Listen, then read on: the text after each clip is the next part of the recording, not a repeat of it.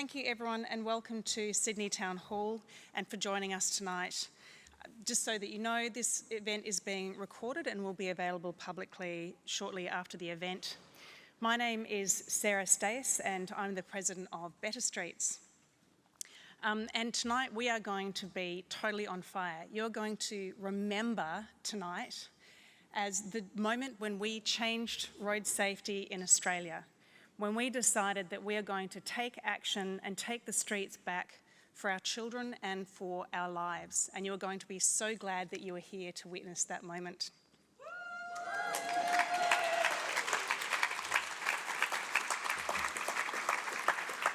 Hoping this will click across. There we go. Skip that one. Gosh, these things. Okay, there we go. I acknowledge that we're on the land of the Gadigal people of the Eora Nation, whose connection to this land dates back 60,000 years. I pay my respects to elders past, present, and those in the audience tonight.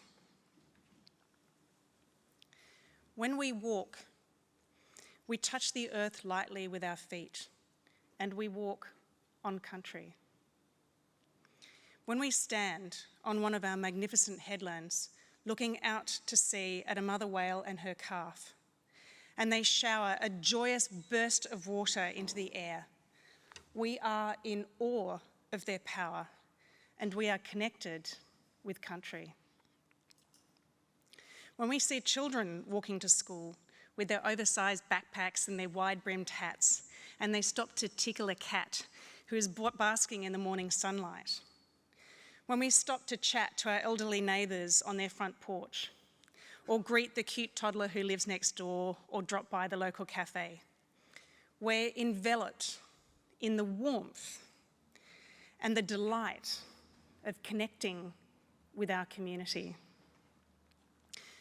When we stand on one of our incredible beaches that we have in Sydney and sink our toes deeply into the sand, we feel the billions of ancient grains that have washed up here, the echoes of cosmic dust, and we are at one with country.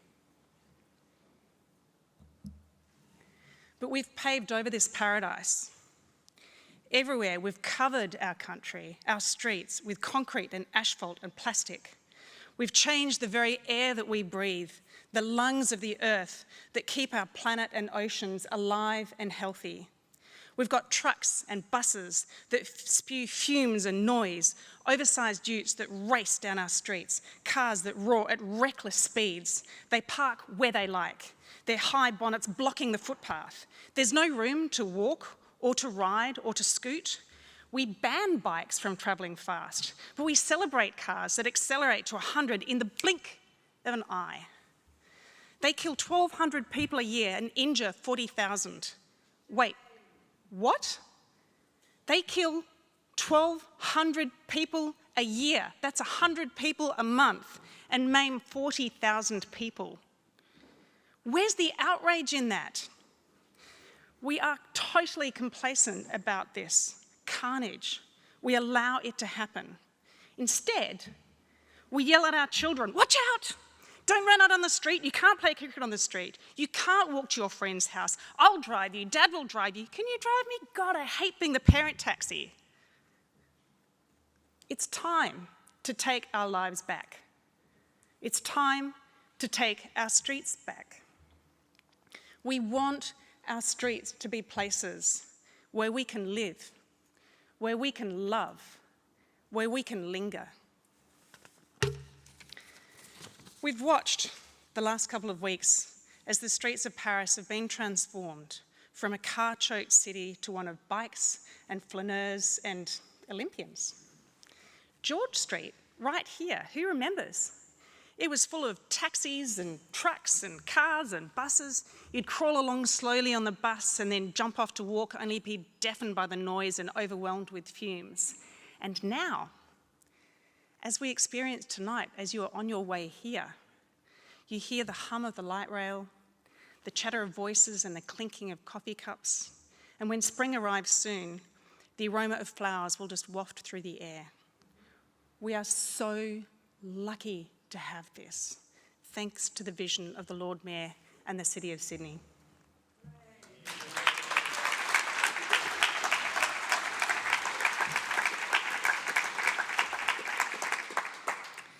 Thanks to Clover and also to the former Minister for Planning, Rob Stokes, we have outdoor dining throughout the rocks, a network of cycleways that's growing, tree canopies, and summer streets that are open to the people.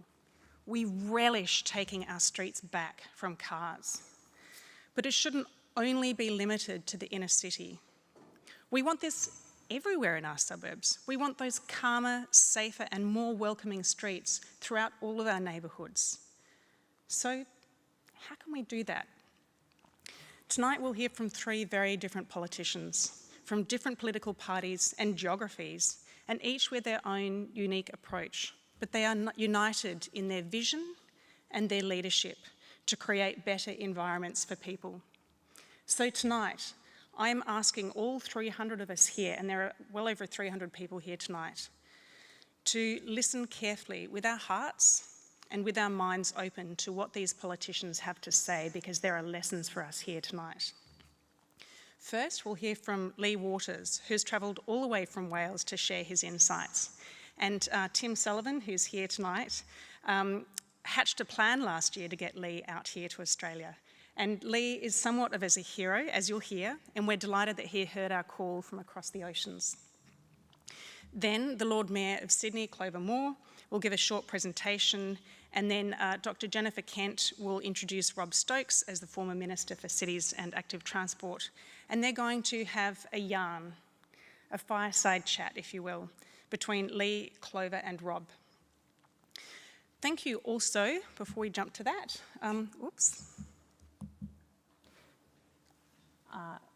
sorry, I'm mixing up my slides here. Thank you to our funding sponsors for this event, the City of Sydney, Henry Halloran Trust and Better Streets, Bicycle New South Wales Trust, and partners AITPM, Committee for Sydney, Walk Sydney, and 30 Please, and the 100 organisations in our broader alliance. I acknowledge that in the audience we have Kobe Shetty, the Minister for Balmain, and Kath Blakely from the City of Wollongong. I'd now like to introduce our special guest, Lee Waters.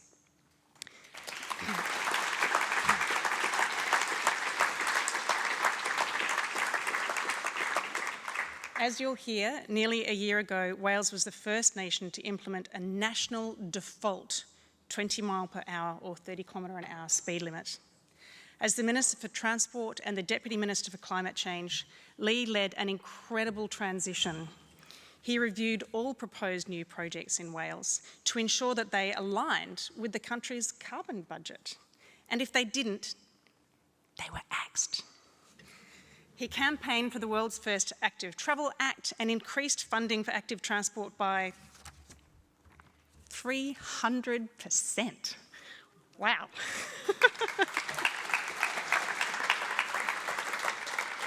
Lee's actions were against a backdrop of political and public resistance, and his outcomes from that were just extraordinary, and we are absolutely privileged to have you here to join us tonight. Lee, welcome.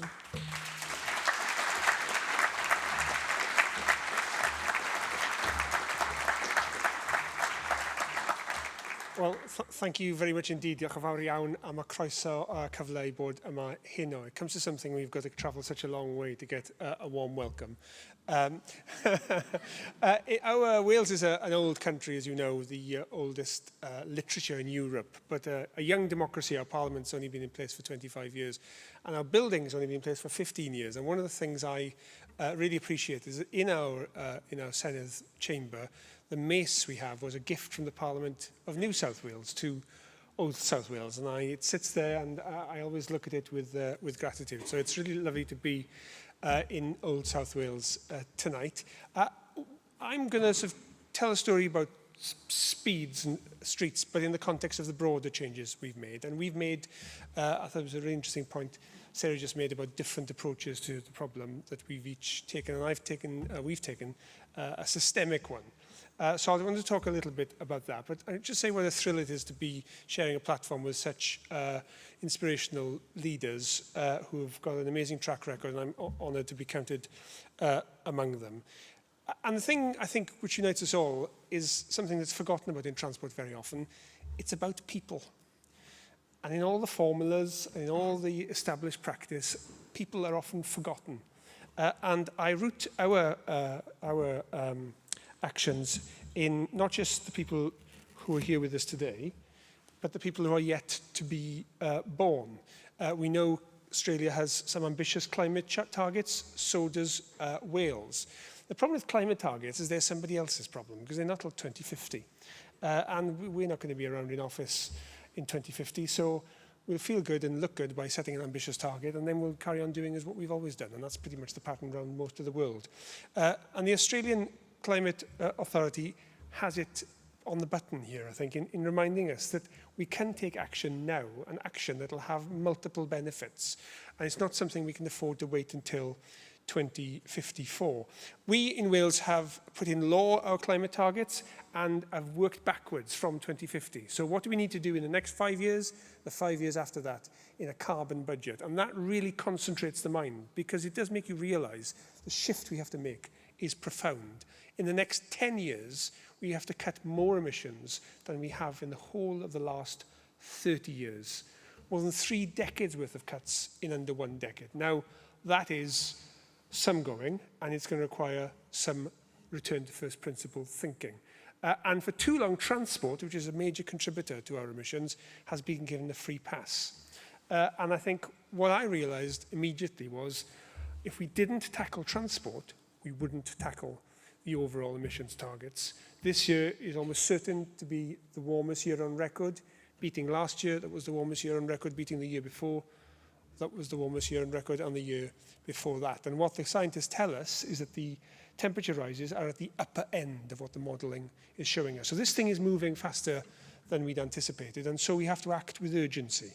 And that requires a willingness to tackle some sacred cows. So we've put our target in strategies. Now, again, strategies are seductive. They make you feel like you're doing something when actually you're not doing very much at all. But it's a necessity. It's not sufficient. So we've put in our targets, first of all, demand reduction. And I think this is something which is been anathema in transport thinking. We can't keep building more. We can't keep facilitating more cars, more journeys. We've had a predict and provide approach, and that we need to change that. We need to decide the direction of transport policy and work backwards from that, rather than constantly try and keep up with ever-growing projection of rising traffic.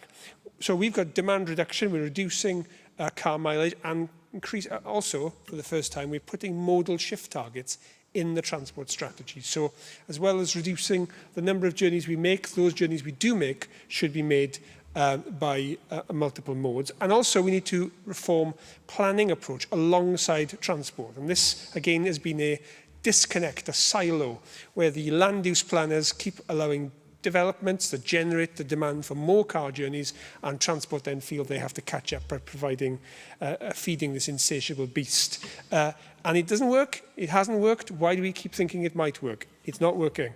So we put the sustainable transport hierarchy, both in the transport strategy, but also in the planning strategy and in the planning guidance. We cancelled a number of road schemes. We said, how is our road pipeline consistent with our climate targets? Because the problem is, as you know, it takes about 7 years for a highway scheme to come through the system. And so we were having to consent schemes that were developed under a very different policy regime, before a climate emergency, before a nature emergency, before modal shift targets. So my challenge to the system was, how are these schemes consistent with the direction of travel we've set? So I set up an independent panel to test that against our climate targets, and sure enough, they found they were not. And 15 of the 50 schemes that were in the pipeline were stopped. And we set a series of new tests for when road schemes were justified. Because we will continue to need roads, we will build roads. This is not an anti-road or an anti-car agenda. We are setting, however, the bar higher for when roads are the right answer to the problem, and not the sort of roads that we've been having before. So one of the main critiques of the roads review panel was that schemes that simply cater for increasing demand add to the problem. So this idea of induced demand is counterintuitive to many people, because it is common sense to say, if you've got a bottleneck, if you build a bypass, you relieve congestion, and that helps. But of course, as we know, all it does is move the problem somewhere else, and before you know it, the road is filled back up again. So I think this concept of induced demand those have loosely understood is not imbued in our approach, and I think it's fundamental.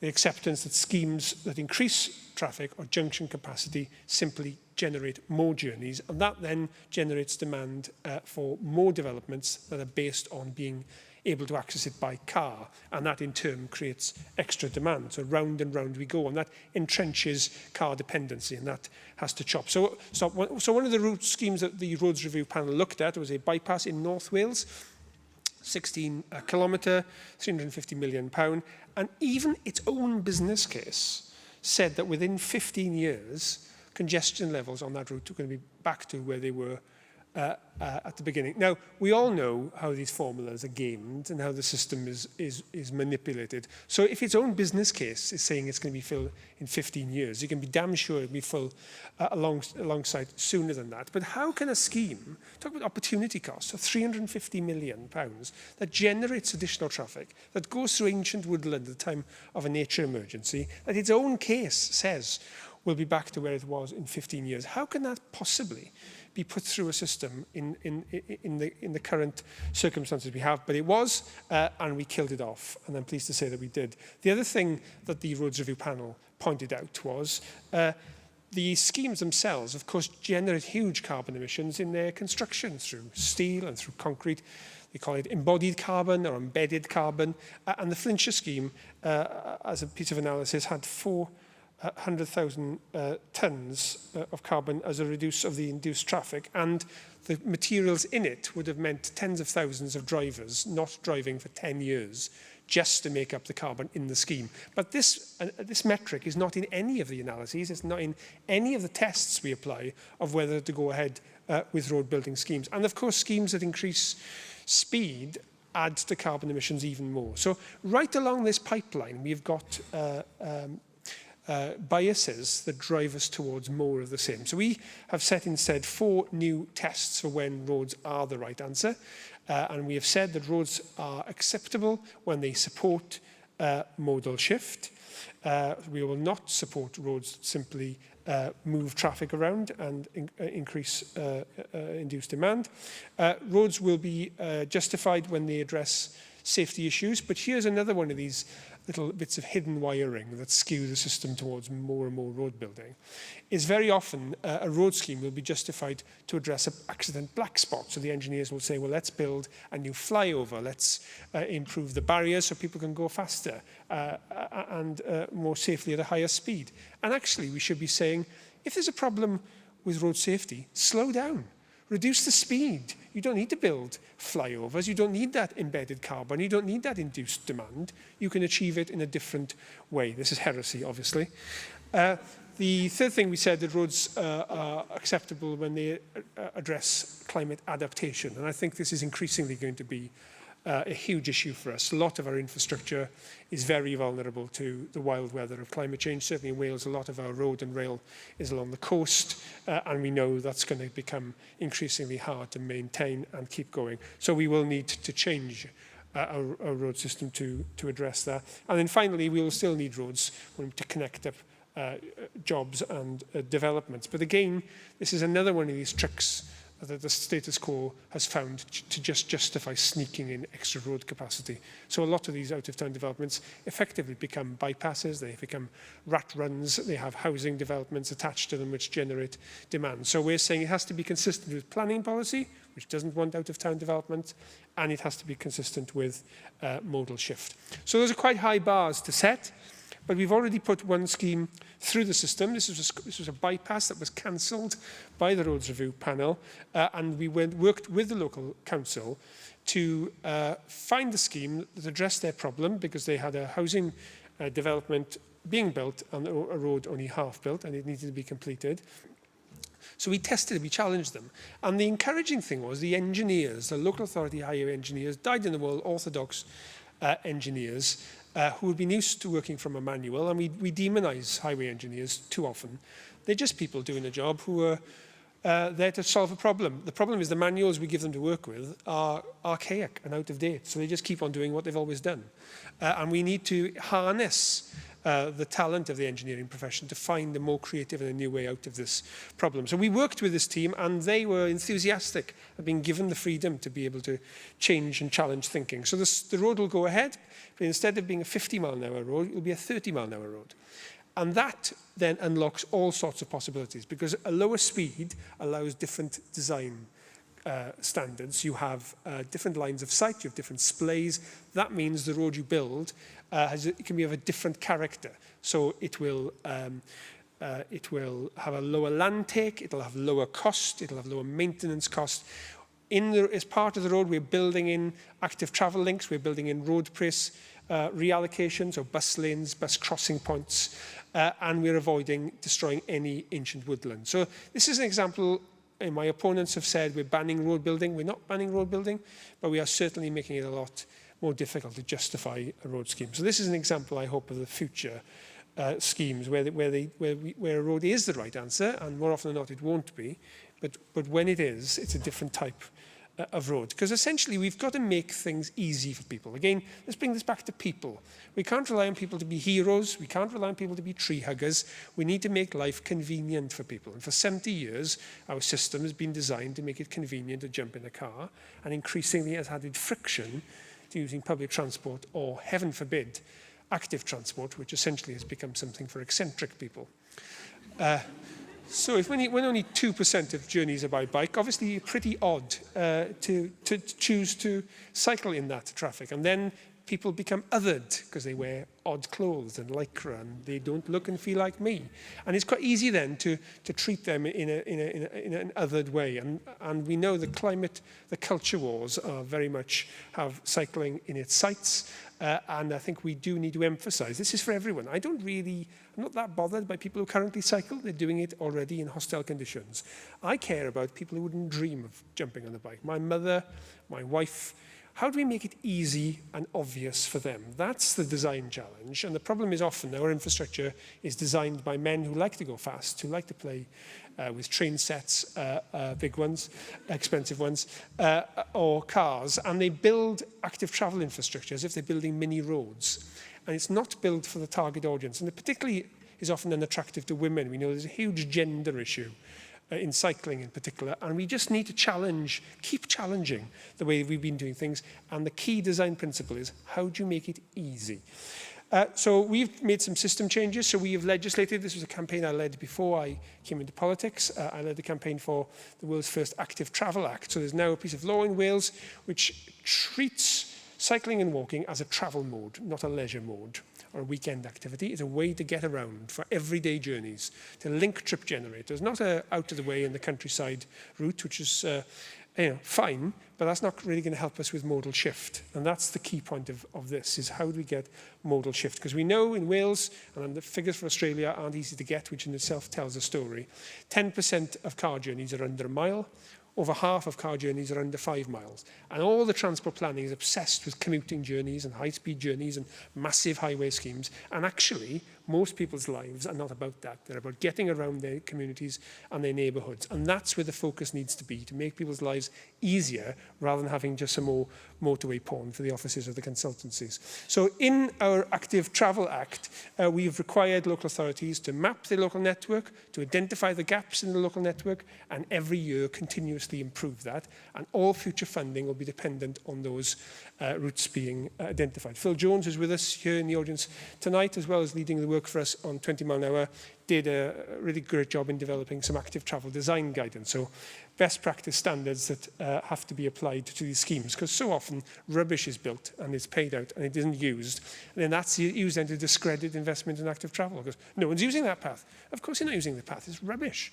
So we need to challenge that. So we have now an act which at least starts to change the machinery. But the biggest thing we can do for modal shift on streets and for people is speeds. Now, this has primarily been a road safety case, but it also has a modal shift benefit.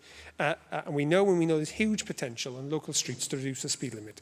Now, for some reason in Australia, you have a very strange system where the local authorities are not responsible for their own roads, and it has to be done at state level, which just gums up the system, I think, from what I've seen so far. I think that's something for you to reflect upon. But the case for lower speeds, well, first of all, it's physics. You're less likely to die if you're hit by something travelling slower. It's fairly uncontroversial, you'd have thought. Not by my social media, it's not. But let's just remember the science on this. So going slow is safer. It has multiple benefits. And for some reason, we ask highway engineers to be the leads for obesity policy. We ask highway engineers to be the leads for type 2 diabetes policy, for social cohesion policy, for clean air policy. And poor dabs, how the hell do they know about that? They're just highway engineers. So we need far more of a cross-disciplinary approach and teams of people from different expertise, rather than just giving it to mostly men who've always been used to operating from a manual. It's all about car use. So I think the evidence of why it's a good thing is pretty uncontrovertible. The change we made last September was to turn on its head the traditional approach of assuming 30 mile an hour is the default in built-up areas, what's called restricted roads. So all those roads with street lights, since the 1930s, that's been assumed to be 30 mile an hour. But increasingly, you can opt out of that. You can go to 20, where you can make a case. But it's a complicated process. It involves expensive legal traffic regulation orders. It's only for short sections. It's therefore not enforced. It's not observed. And it's an awful lot of energy for very little outcome. And the increasing evidence had showed that an area-wide approach was much likely to be complied with. So we turned the rules on its head, and we said, rather than make 30 your default and a case for 20, let's make 20 your default and make a case for 30. And local authorities have that discretion. They haven't used it as much as they should have done in the first implementation, and that's caused quite a bit of friction and pushback and challenge to the policy, and we are working through ironing out those crinkles. But it's still early days. It's only since last September. This will take time to get right, because streets are complicated. But as you can see from this slide, the extent of the streets covered by the speed limit is very significant. And that, I think, has taken the country by surprise and a big, deep breath. And that's resulted in pushback. And this graph by Professor Phil Goodwin at Bristol is based on the London congestion charge, but it shows a similar pattern, I think, is familiar to people involved in change projects, where the support for something when it's at the principle and abstract level is often quite strong. But as it gets towards implementation and during implementation and shortly after, then it's less popular. But as people get used to it, support rises. Now, I expect when this is done for Wales, that dip will be a lot sharper, and the journey out will be a lot shallower, but the pattern will be similar. And we're already starting to see that. And we did work with behaviouralists on the best way to do this. And one of the things it showed that there is cognitive dissonance here. So people will often say they want the speed on their streets to be slower, but they want the speeds on their journey to work to stay the same. So, there's now as queer as folk, is there? And that's what we have to work with. We're also aware of this concept of pluralistic ignorance. I've never heard of it before, but Google it. It's a thing. I'm not making it up. And it basically means that there are more people who agree with you than you realize. You think your view is the minority, and it's not. And we've certainly found this on speeds, is people will sidle up to me saying, we agree with what you're doing, but they won't say anything, which is very frustrating. And so we've had an angry and loud minority, and we've had a very supportive counter-minority, and then you've got the lump in the middle who are basically influenced by the behaviour of others. And that's the process we've been going through, trying to bring them along. And I think the signs are encouraging. Not everybody likes it. And there's been vandalism, there's been lots of pushback. There is something about people and cars which defies rational explanation. Even though the evidence is very clear, people get very angry. Because this isn't about facts and evidence, this is about feeling. It's about identity, this is about emotion, it's about people's relationship with the state. It's complicated. And so when we set upon these projects, we need to realize that we're going to have to deal with a lot of anger. Took some comfort, and I just looked at the history books to see when the first, what were called Belisha beacons in Britain, these sticks with orange cones above them, traffic crossings. When they were brought in, they were vandalised, and the minister who brought them in was a hate figure. When the breathalyzer was brought in the 60s, Barbara Castle, the transport minister, had death threats. Likewise, when seatbelts were brought in the 80s, people went mad. My grandmother, bless her, at the end of her life, some 30 years after they came in, would still go in the car and hold the seatbelt on her lap rather than plug it in. So, behaviour takes a while to change, and there's been a good deal of vitriol. This is our new national flag, care of the creative people on the internet, and there's been a massive petition, the largest there's ever been. Now, most of the people who signed this petition signed it within the first 2 weeks of the change coming in. But there is no doubt there is significant opposition to this, and some of it is justified because the implementation has been far from perfect. But let's not perfect be the enemy of the good. But the vitriol has been fast and fierce. I particularly like the picture of me with my head up my backside, and that in fact was an official advert by the Conservative Party. That was not some creative tyke on the internet. Our best-selling UK newspaper there, making its feelings known. So a lot of it has been quite unpleasant. Some of it's been quite witty. I hope this doesn't cause offence, but in dark times... In dark times, you need gallows humour. So this one cheers me up.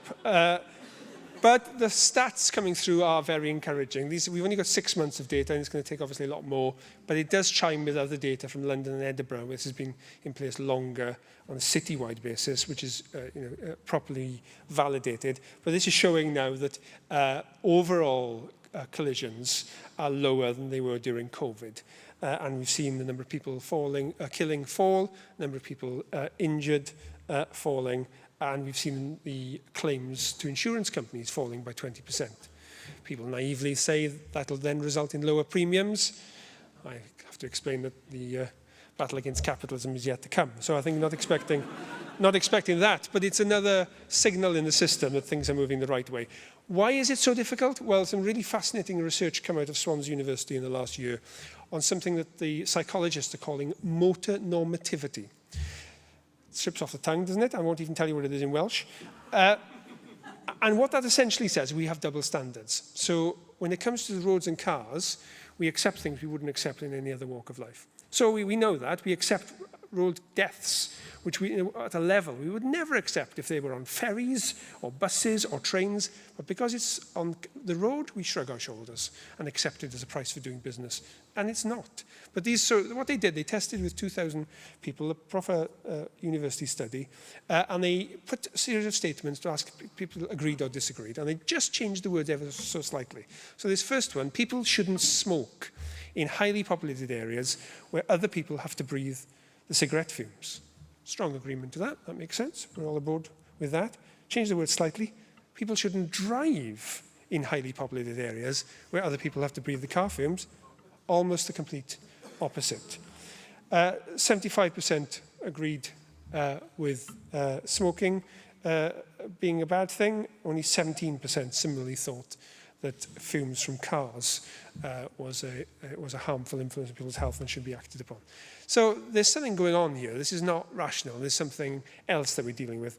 There was another one, they did lots of these, but just picked out a couple of examples. If somebody leaves their belongings in the street and they get stolen, it's their own fault for leaving them there, and the police shouldn't be expected to act. 75% agree with that. Bloody idiots. If somebody leaves their car in the street and it gets stolen, it's their own fault for leaving it there, and the police shouldn't be expected to act. 87% thought that was crackers. So, this isn't always about rational thinking. This is about 70 years of changing the culture to make car use normal and its adverse consequences less important. And that's what we've got to deal with if we're going to get modal shift and if we're going to tackle our climate change targets. And that's the question. Are we serious about this? And I don't know the answer to that.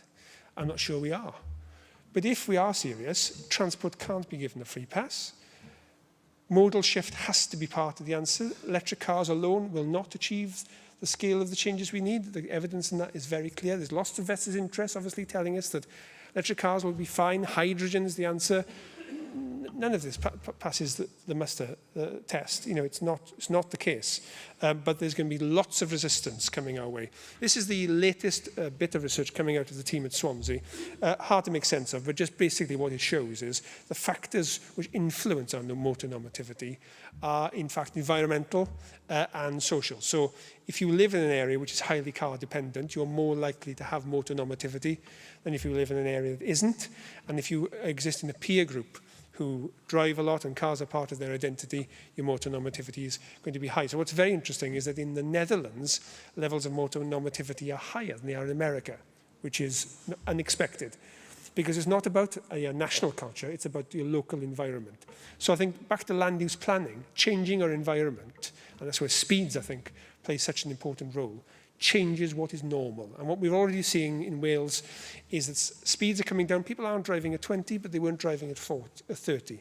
They are driving slower, and for every 1 mile an hour drop in the average speed, there's a roughly 6% drop in casualties. But there's also non-tangible benefits. So noise pollution is lower. As a result, people are more likely to be willing to socialize in the street. I've had emails from people saying their elderly parents are willing to go out now in a way that they wouldn't before. Small acts of civility, so letting cars out of side roads, for example, I've noticed a lot more common now because speeds are down. And so there are small signals of change which normalise a different set of behaviour. And I've, again, careful for anecdotes, heard of people from Wales who don't like the policy going to England where the policy doesn't exist and thinking the traffic is all very fast in England because they're just getting used to. You know, we've done this in recycling. Wales 20 years ago had the worst rates of recycling in Europe. We now have the second best in the world. And we've done that gradually by normalising it and gradually ramping up our expectations. So there's a template there. You know, where there's a will, there's a way.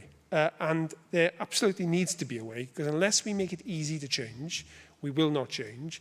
And if we do not change, we are screwed. But this is the thing, I'll finish on this, that I find some encouragement from. This is a diagram I've seen about a fighter pilot. And for every 1 degree off its charted trajectory a fighter pilot travels, every minute they go 60 miles off their original course. So these small changes that we can make start to send us in different trajectories, which end up in different destinations. And I think we all, except in this room, we need to end up in a different destination. Let me just finish on a final thought, because we're going to hear from two amazing people who've done amazing things. And I don't want us to leave this room thinking this is all about amazing people doing amazing things. It's not. Absolutely, leaders can be catalysts, but it's also about distributed leadership. It's about the actions of all of us, the professional duties and responsibilities of planners and engineers to challenge those manuals. It's not just about a minister signing a piece of paper. It's the profession saying, this makes no sense. We're not going to do this. We're not going to count journey time savings to justify a road scheme. It's nonsense. It makes no sense. We know it makes no sense. Why are we still doing it? And I think all of us in our own quiet way need to remember this fighter pilot and remember how we can knock us off trajectory and get us into a better place. Diolch yn fawr iawn.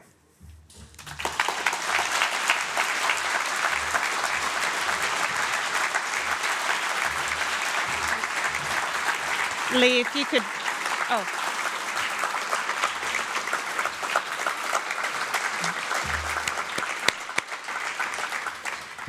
Wow, that was incredibly inspiring. Thank you, Lee.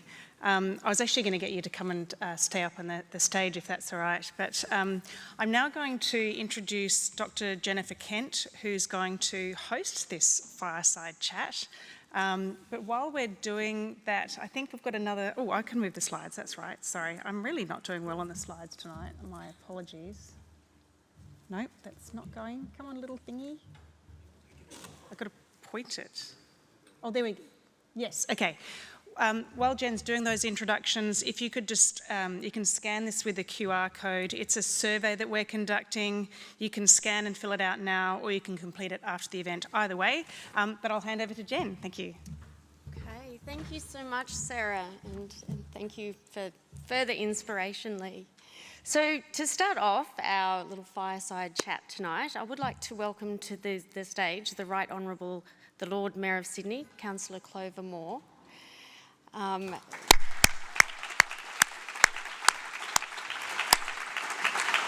a lady who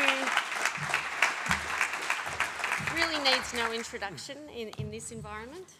I don't. I'm in a room full of kindred spirits, which is unusual.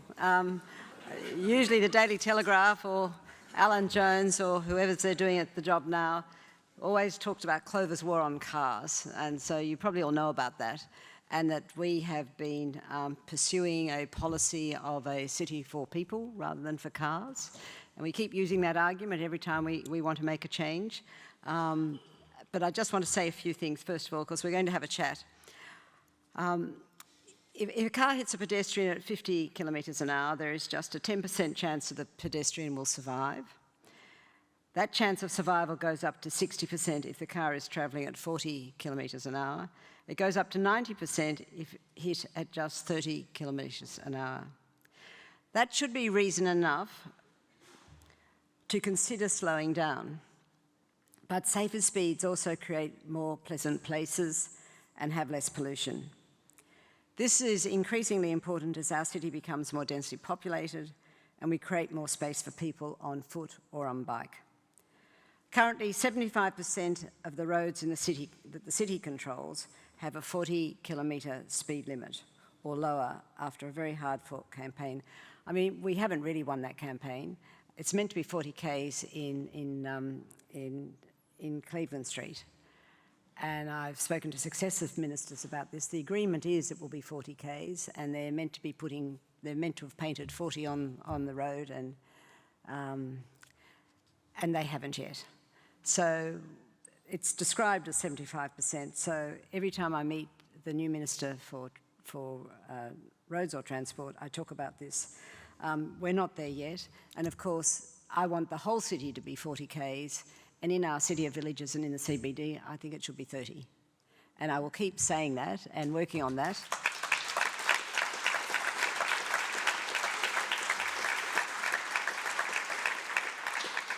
But we all know that Australians have this sort of love affair with the car. And when we were first putting our first bike lane in, back in about 2007, people in Bourke Street who wanted to park their car directly outside their living room window indicated that they'd feel very insecure if they couldn't do that. And it was an incredible battle. But anyway, we went ahead and we built the Bourke Street bike lane. It was our first one. And when I opened it officially, I had Channel 7 there filming. It was as though I was opening a nuclear reactor. I was opening a bike lane, and everyone loves it. And it's very, very popular. And it's an example of city making and doing it well. So some of you probably read the Sydney Morning Herald and saw the extraordinary article there in the local government section about how all those people in Paddington think it's going to be the end of the world if we put a bike lane in Oxford Street. I've been trying to get a bike lane in Oxford Street because it's the most popular route and it's the most dangerous route, and we've lost lives and people have been terribly injured by bikes having to mess with that fast-moving traffic. And so it was agreed that the state would build half that bike lane, and they would start at Taylor Square and go up to Centennial Park, and we would start down at Liverpool Street and go up to Taylor Square. And ours is progressing beautifully, and the state hasn't started at all. And when you're doing what is considered to be controversial revolutionary projects like bike lanes, it's good to do the consultation, make the decision, do the work, and get it in as quickly as you can, so that then people can see it's become a barrier between people on the footpath and fast cars, and it's provided this alternative safe, healthy alternative. But the state hasn't even started this project. So what are the Paddington people doing? They're going to the UN and saying, we're going to destroy their life, and that there's a conspiracy going on, and it's going to be a Trojan. I mean, if you read the article, it was just madness, and this is meant to be an intelligent neighbourhood. So that's just a little bit of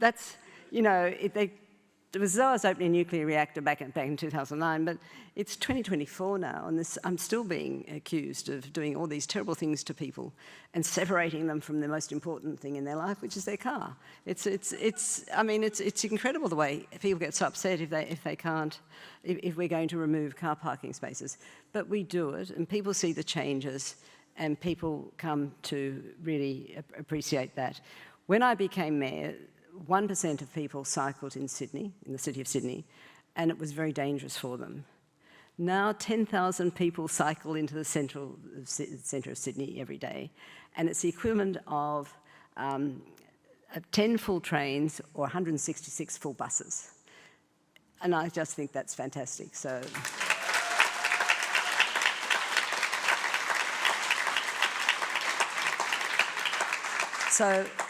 we're going to keep creating a city for people.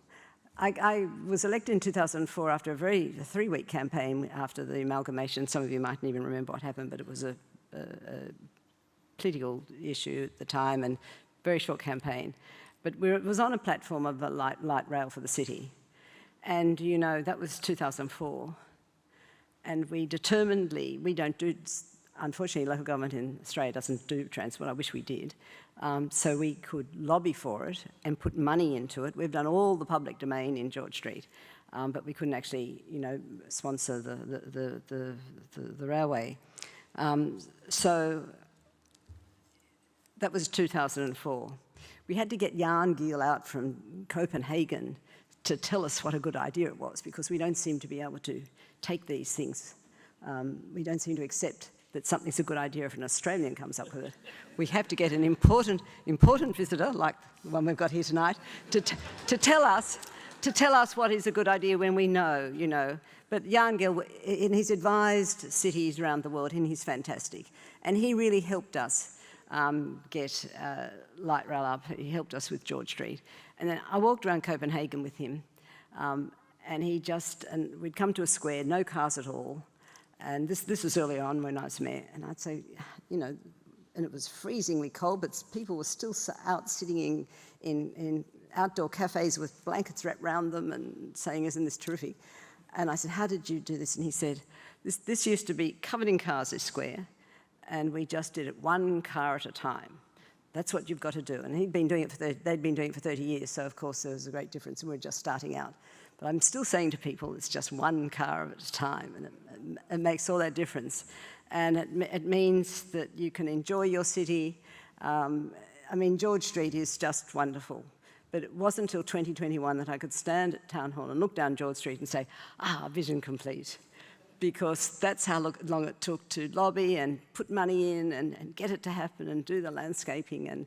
And of course, now we want to take it up. We're going right up the top of George Street to Central, and now we want to take it down Parramatta Road, and wouldn't that be fantastic?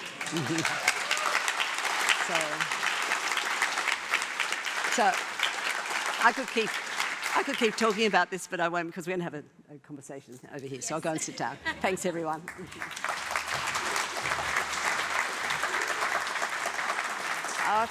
Thank you so much, Lord Mayor. Thank you for joining us.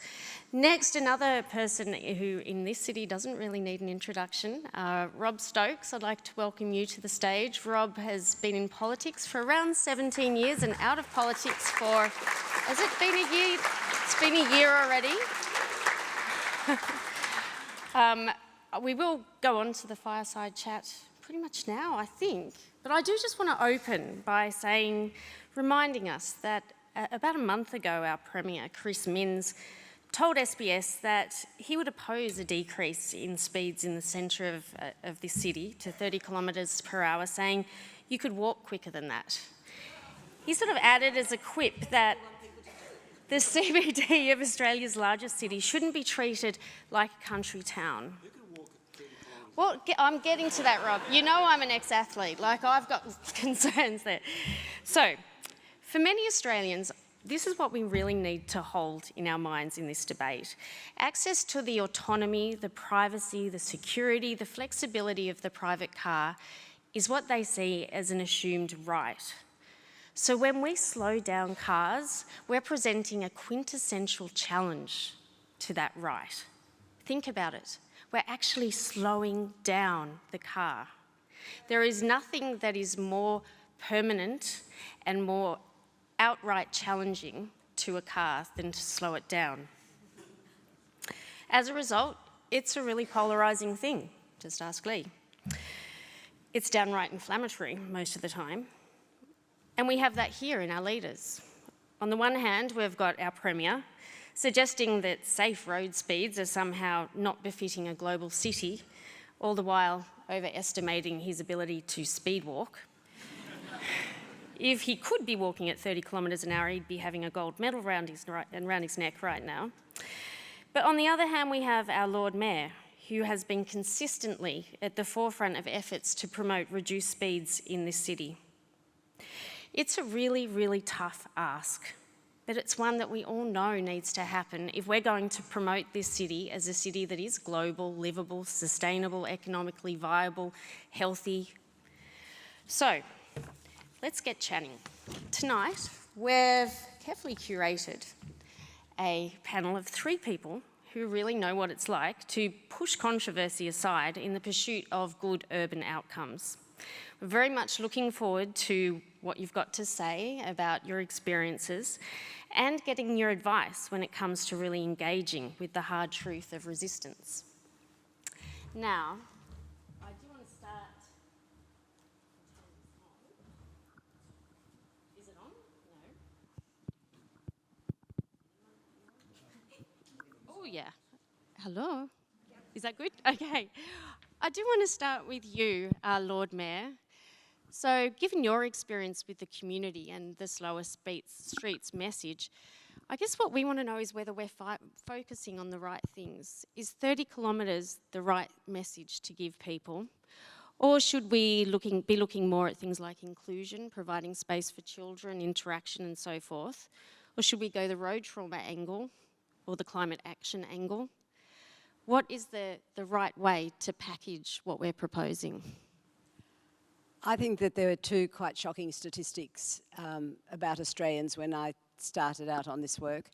One was that we had the highest rate of obesity, and the other was that we had the biggest ecological footprint. And by walking and by cycling and by catching public transport, you could address those issues. So I think that it's a really significant issue for all of us. I think the safety argument is probably, I read out those figures, and that's probably a good one to start with if people haven't really thought this through. And as I said, Australians just think that the car is, for many I've had to deal with, think the car is the most important thing in their life, and parking it where they want to park it is also the most important thing.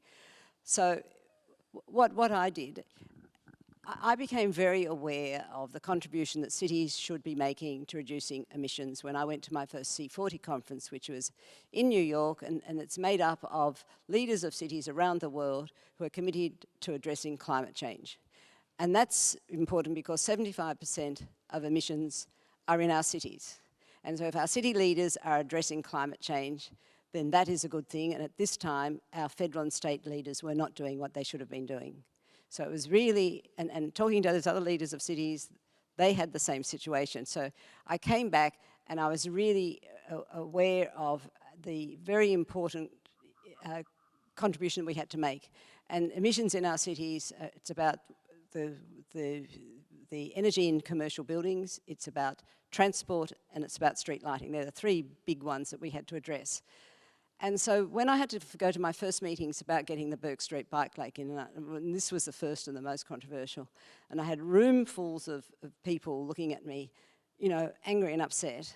And so I just talked about the global warming crisis, and I just talked about the role that cities had to make, and how, you know, this is something that's really big and really terrifying for us. But if we were all doing what we could do in our own way in our own lives, this would make an enormous difference. And this is something the city could do. And this is something I really wanted residents to do with us. And so at the end of those meetings, and they were pretty, you know, pretty tough meetings, I've got to say, people were agreeing and understanding that this was really you know, a bit bigger than about just parking their car outside their living room window in Bourke Street. It was really about the future, you know, the future of our city, the future of the planet, you know. So I've always liked to put it in that context. As I said, local government does do transport, but we can do bike lanes, we can create walkable streets, and we can create really good environments that people want to be in. And they're not environments dominated by the motor car. They're cars, they're environments where people want to walk, converse, have outdoor dining, socialise on the street. And we've also had a very, we've actually planted more trees than any other city in the country, and we have increased canopy. And that also makes it pleasant for people walking, because usually our climate is very hot. I know we have a changing climate and everything's getting more extreme, but still that canopy is really, really important to reduce heat island effects. So creating a better environment for people on the footpath, making it safe for them to cycle, you know, getting light rail in, it just is transformative. And also we're having a better environment, a better experience, and we are doing something to contribute to reducing global warming and doing our bit to stop the destruction of the planet. So I just think it's really big. You know, it's really big in terms of responsibility. So it is about the car, but it's also about the big things that are important to us all. Yeah, so somehow packaging it up. I mean, it's really interesting, you commented, Lee, on this difference that we have here in Australia about what local government is responsible for and state and so forth. And obviously, Rob, you've got experience of how that works in state government as well. So hearing what Clover's saying, we've got responsibility for the bike lanes, so let's roll with what we've got. How does that look from a state government perspective?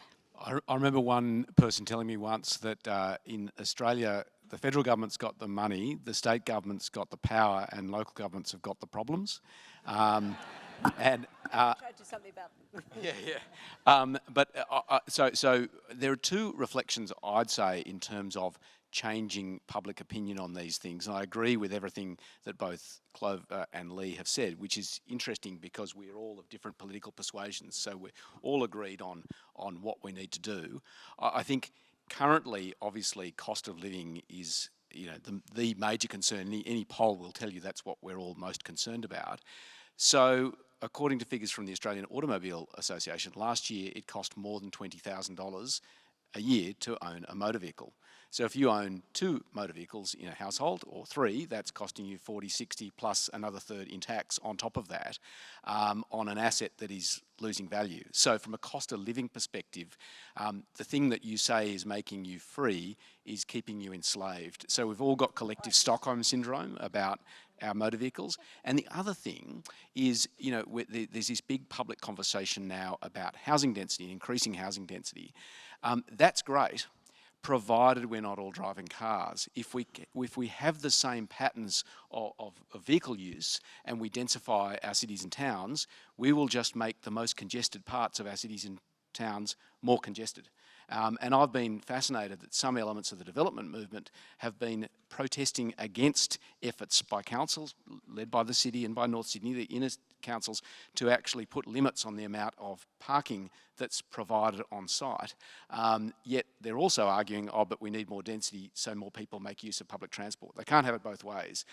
We can't use the same number of cars if we're going to increase our urban density, as we must, and that relates to all our freedom as well. So I think part of the way is to turn the freedom argument the other way, and so that we can recognise that the thing we think is making us free is actually keeping us enslaved. I love that, actually. I love that idea of collective Stockholm syndrome. I think I might try and use that somewhere. So going on to you, Lee, we're in a room of, you know, very inspired community advocates. How did you find the role, what was the role of community advocate groups in getting through some of the amazing things that you got through, and then subsequently in dealing with the backlash that came? Well, I think initially community campaigning was where this came from. This was a grassroots movement. So the 20 is Plenty movement, led by Rod King in the UK, is my microphone working?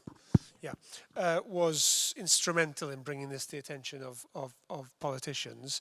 And so community activists were critical in getting that to the desk of decision makers, if you like. One of the problems, I think, when it came to the implementation was that the backlash was so severe, it intimidated people from speaking out. So we had this pluralistic ignorance idea that I mentioned earlier, that people thought they were in the minority and therefore kept quiet and didn't realize that actually their position was more widely supported than they thought. So for the first tranche ahead of implementation, we had doctors and A&E consultants and various people willing to put their names to things and saying, you know, this is a campaign I support. But then as the ferocity built, then they were not. And so it's been quite lonely since then, really. And generally, I would say our environmental NGOs are pretty terrible at campaigning. They're very bad at influencing and understanding politics, which is frustrating from a climate point of view, because I deal with farmers. You know, farmers are brilliant lobbyists. They really are superb lobbyists, and the environmental sector are terrible. And that needs to change. Yeah. So what makes the farmers so great? Because they understand it's about relationships. They understand it's about emotion. So they don't talk about farming subsidies. They talk about the importance of farming communities and the future of the language, and a bucolic image that they evoke of the importance of farming to a fabric, to the idea of storytelling. They're good at storytelling, and the environment sector is sometimes so full of their own self-righteousness, they forget that they have to persuade people and make a connection. And I completely understand the sense of outrage and anger, but it doesn't work in convincing people who are not on board yet. Actually, just something, Lee, you just said, my experience of politics is rational arguments generally lose. Yeah. Yeah. Well, there's that Ronald Reagan phrase saying, isn't it? When you're explaining, you're losing. And I think there's a lot to that. All right. So, I mean, that brings me back to something I wanted to ask you about, Clover, is in all your years of dealing with the media in this space, I mean, you mentioned the Sydney Morning Herald article yesterday, and that just must make your blood boil. But is your recommendation to engage in that and engage in that debate, or quietly step alongside it from the perspective of advocates? Well, I think that if you believe in something, and I think all the people in this room do believe in what we're discussing, that you've just got to be courageous, and you just have to stand up to the bullying, the bullying media, and I don't like it. I'm actually very sensitive, but I've had to put up with the most terrible sort of bullying from right-wing media, and you do it because you believe in it, and it's the right thing to do, and you have to keep reminding yourself of that. And I think that, you're all activists. I mean, I still feel I'm an activist too. And I still do what I do for the same reasons I started doing it.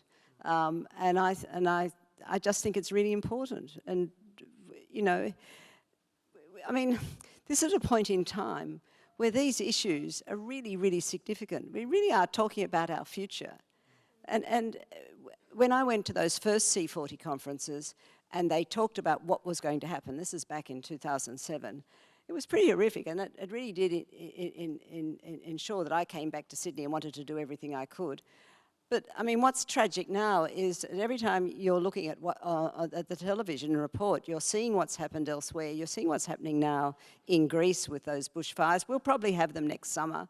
We see what's happening with the floods. Everything is just more extreme. Everything that we were being told about then is happening now, and I think that's really scary, and it's an even stronger reason why people like you, people like us, should keep doing what we're doing, because we don't have a choice. This is really critical, where we're at this point in history. And I mean, and the car is an incredibly important part of that, because it's an incredible emitter. And also Anyway, I've said what I want to say about the car. Go for it, Lee. Do you think I could ask them, you both a question, because this is meant to be a fireside chat. Right, yes. So let's just imagine this fire. Although I was in Dwelling Up on the weekend, and I'm amazed that people think it's cold. Apparently it's cold. I'm like, what the hell are you talking about? This isn't cold. So I went to this cafe in Dwelling Up, and they had the fire on. I thought, this place is mad. It's been very cold lately. Okay, whatever. Let's we'll have a chat about a fireside chat. So, what's your advice on how to pitch this? Because, you know, my instinct is when you go to conferences like that and you look at the science and you speak to the people from developing countries who are feeling the worst impacts of it now, and you want to come back and you just want to shake people. And you want to say, look, this is really bad and this is quite scary. But all the scientific advisors on climate behaviour say you shouldn't scare people. You shouldn't talk about how terrible it is. And the same on the road safety argument with the 20s. You know, a lot of people were telling me, you only show pictures of dead kids and you don't talk about parents who are affected by this. And the behaviouralists were, no, don't do that. Just talk in normal terms. So we were sort of taking the blood out of it by saying, you know, 20, a little bit slower, a whole lot better, which is lovely. It's very vanilla. But you want change. Well, and that's the dilemma, isn't it? Because all the scientists say don't scare people, and I want to scare the hell out of them. I mean, and also, if you have knowledge that others need, you've got to impart it. And if you understand how serious this is, you've got to tell people. You know, and you just have to take them. You have to take people on the journey. And in the beginning, when I became mayor. We inherited Green Square and an area in Erskineville called Ashmore. And they were big industrial sites. And the government, who makes decisions about what local government can do, had decided that those areas were going to have the increased density. And so, you know, I'd been an activist and protecting people living in terrace houses in Redfern and Surrey Hills, and I thought, we've got to provide housing in Green Square for 60,000 people and 33,000 jobs and not quite so much in Ashmore, but Ashmore's in the paper today too, you know, but Are you the only person left who still reads a newspaper, Clover? I mean online. Just keep calling it a newspaper. But when I first went to those meetings, to talk to people in Erskineville about this density that was going to happen on, I must say, these informal industrial sites, which meant the heritage villages would not be impacted, that we would not put density there, it would go on the former industrial sites. They were still very anxious about it and didn't want it. And again, I just put to them about how we should be really promoting density, because in fact, when you have density, you can have, and you would know this from European cities, that have a really good street life and really, you know, it's quite different from the suburban situation in Australia, which is what most people know. But city life can be just quite fantastic. And also, I've just been to Perth, mind, which would contradict that. Well, I know you sort of want to rush back to London, but you're about to go to Adelaide, I hear. Yeah, so talking to people about this, but you know, relating to them about if we have the largest ecological footprint in the OECD, that's so shameful. There's something wrong with what we're doing. And you know, we're a first world country, and if we have the highest rate of obesity, there's also something wrong that we're doing. And so you have to take people on the journey about how, you know, living at higher densities can be really a fantastic social experience. I know this because, you know, I live in Redfern, I grew up in Gordon. You know, once I came across the Harbour Bridge, I didn't want to look back. And we have been creating these wonderful environments in the city. And Clover, you'd make a great mayor for Ku-ring-gai, can I just say? Well, I thought Philip Ruddock was doing quite a good job, actually, and he's missed out. But what I'm saying is, all the Liberals have missed out, actually. You've got to create a picture and a story that people can relate to, and then take them on the journey slowly. So how do we do that with air travel? Well, we probably shouldn't be doing air travel. And I'm a hypocrite. I've just flown here, but I know. It's the elephant in the room, isn't it? It is really. That's why your footprint is so I haven't high. gone to the last couple of C40 conferences because of that and COVID, but I do want to go to future ones. But it's a dilemma, isn't it? It is a real dilemma. Yeah. But if you're reducing it in every other way, then that's perhaps something that. No, it's not, unfortunately. Right. But you look at the the outputs, and it's just. It's just. If we had individual carbon budgets, you couldn't do anything else for 20 years. Yeah. Couldn't heat your home for 20 years. I know, but talking to people on Zoom is not quite the same as being in a room with them. It's tough. And I suppose that's probably what we Driving have to at 50 kilometres is not quite the same as driving at 60. We have to. I know. So we've got to make tough decisions too. If the future of the planet's at stake, we've got to make decisions. By the way, the planet will be fine. But the planet will be fine. Well, that's the problem. People are screwed. The planet will be fine. Okay. Well, we're people representatives, so But we keep saying save the planet. Don't worry about the planet. It'll heal itself. Can I just pick up on something that Clover said though, which is my experience, and Lee's just been living it. People become particularly irrational when they think that anything is going to affect the freedom they perceive in their motor vehicle. And I must admit, I've been astounded.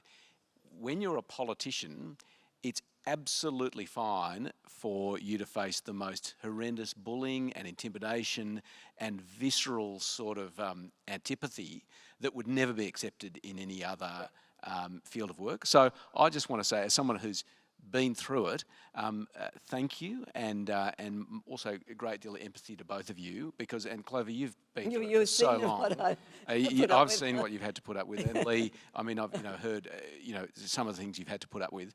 It's hard and it's personal, and politicians do their job because they love people. That's sort of the point. And so, as a result, people tend to think that politicians don't actually feel that stuff. They really do. So I just wanted to say, I hope you guys are okay, and thank you for all you do.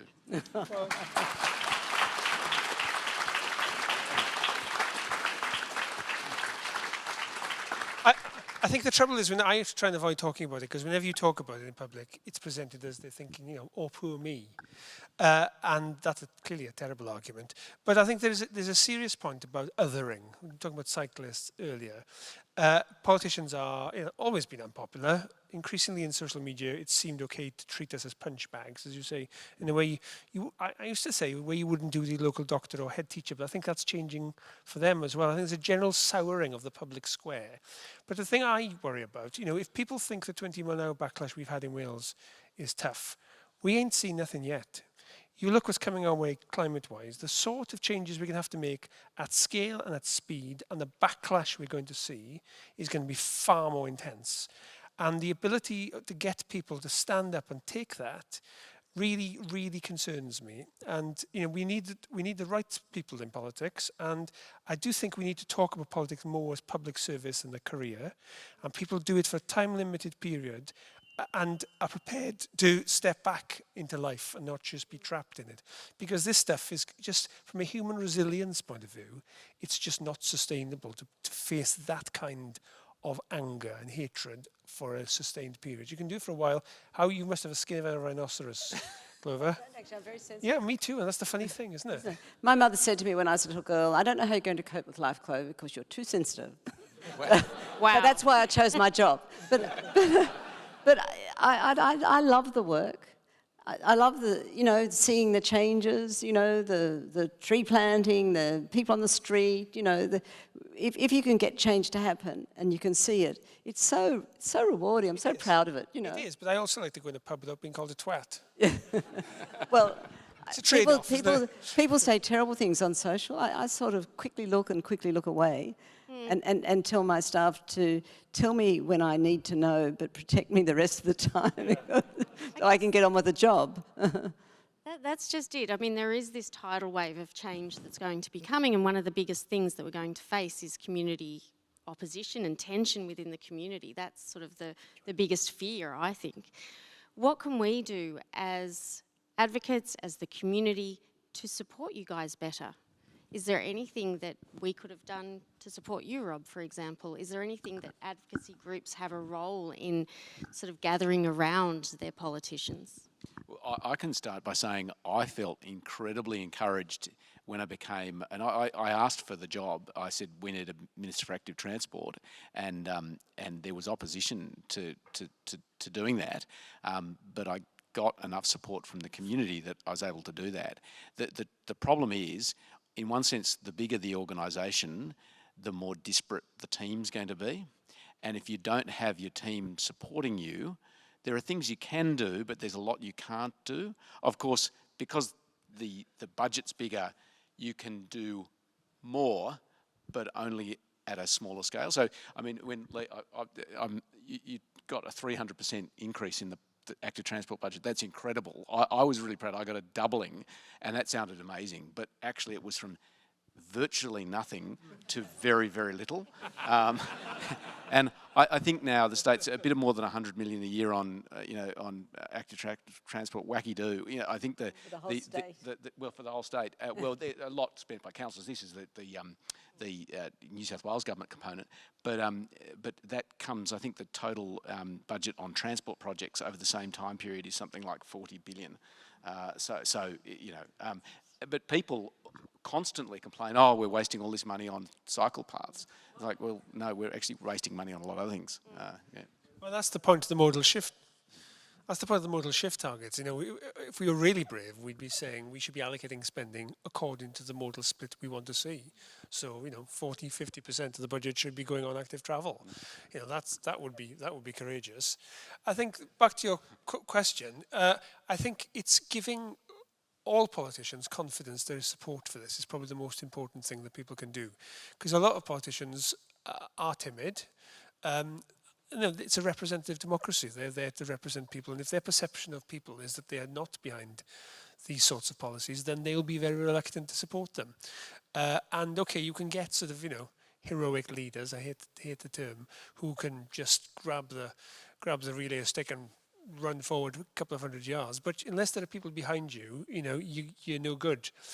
So I think the key thing to do is to just give that level of support to all politicians you come across, councillors people of all parties, to say there is support for this. I guess, we should probably be wrapping it up because I'm very conscious of the time, but we could keep talking forever. But in following on from that, Lee, my final question is, what is our next best step? What is the next thing that we should be doing here in Australia right now? There's a lot of mumblings around 30-kilometre streets. There's a lot of local government interest. That's good. Yes, yep. Build on that. What's the next build thing on that to do? And talk in the public square.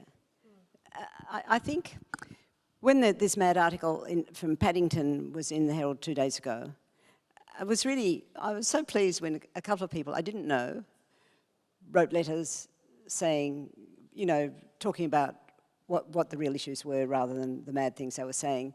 So I think what you need to do is keep doing what you're doing actively in the groups where you're working, and let your elected representatives know how important this is to you.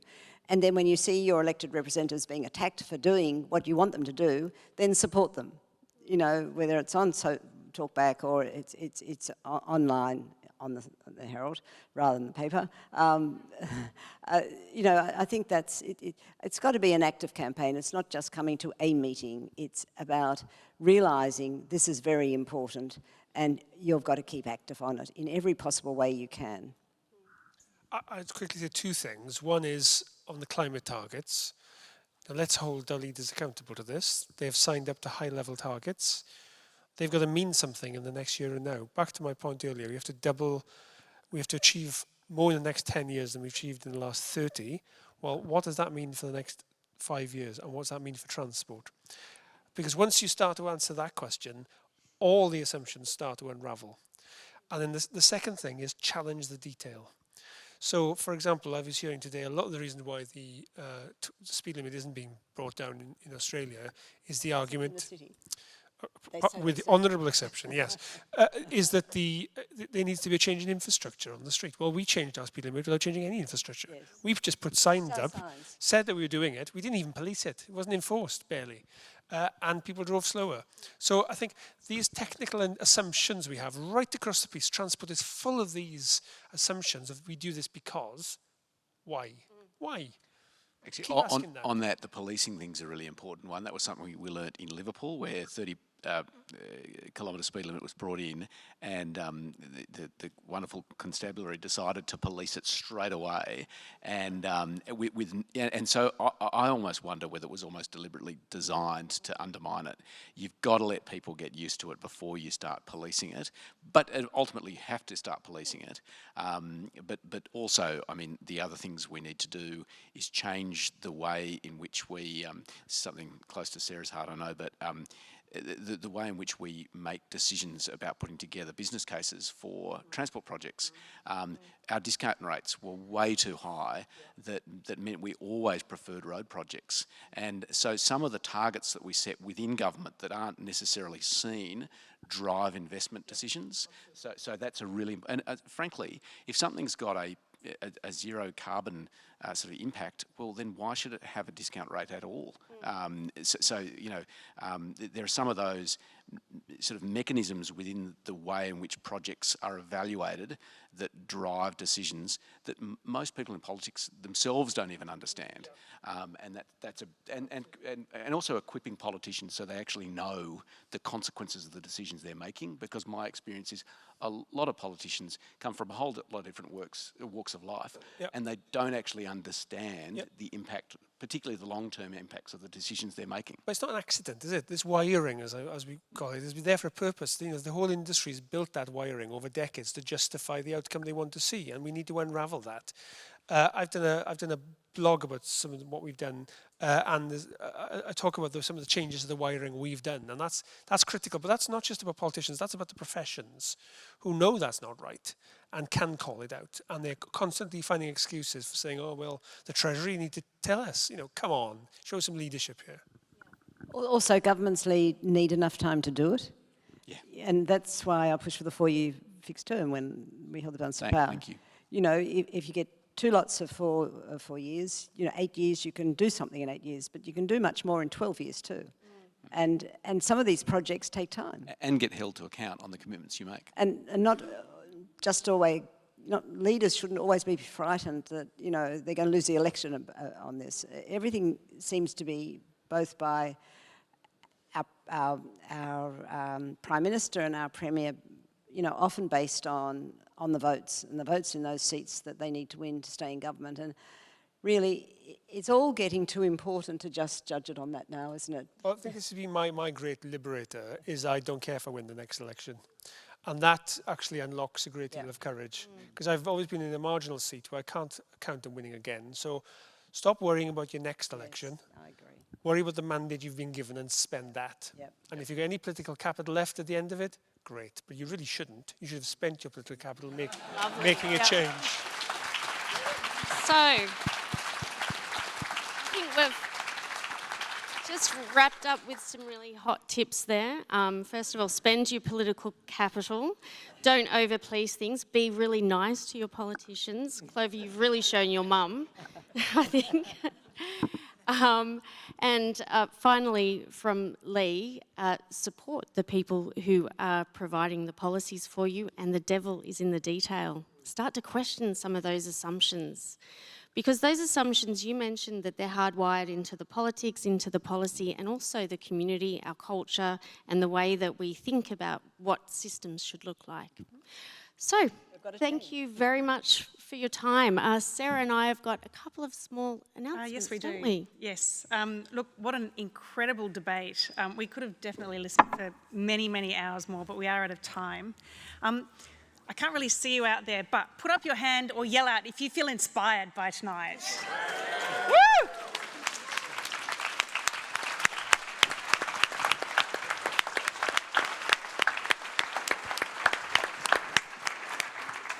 Well, tonight is your lucky night, because in a moment you're going to channel this energy and take action yourselves. But before that, I'd firstly like to thank our panellists, Lee Waters, Clover Moore and Rob Stokes. Could you put your hands together for them?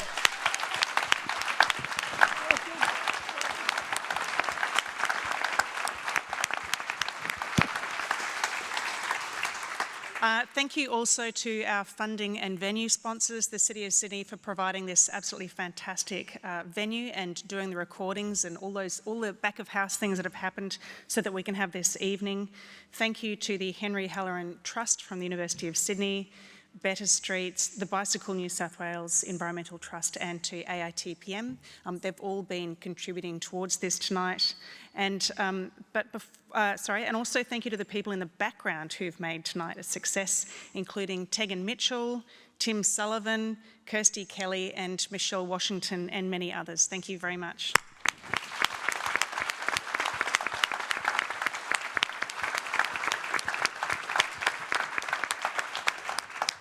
Now, before you leave, we've got two little announcements to make. So firstly, over to you, Jen. Okay, so Lee, this actually resonates with something you mentioned just before about infrastructure really not being what is in the way of the change that is required to happen. And that's very much a part of my overall research narrative. And in that light, over the week, I managed to collate the signatures of 100 of Australia's top urban and transport land use researchers who have signed an open letter to government. Now, we understand that you're meeting with John Graham tomorrow. This letter is requesting that politicians act now and stop using infrastructure as a barrier to change for 30km/h streets. And I was hoping that you could deliver it to him for us tomorrow. It'll ruin my dinner, but fine. Food won't be any good anyway.